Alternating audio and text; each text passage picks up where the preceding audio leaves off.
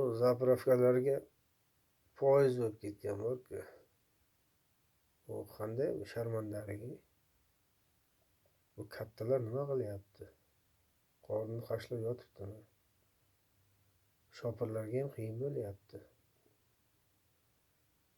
Sal bir o'ylanglar, xalqni ham. Mana 70% gazlashtirildi texnikalar. Benzin yo'q narsa.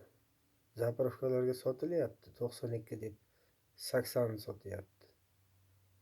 12 mingdan. Bu xalq nima qilsin endi? Mashinaga qo'yadimi, uyiga olib keladimi, yeydimi, kiyinadimi?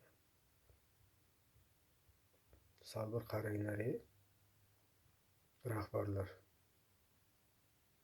Bu podshoni gapi bo'lmayapti bu yoqqa.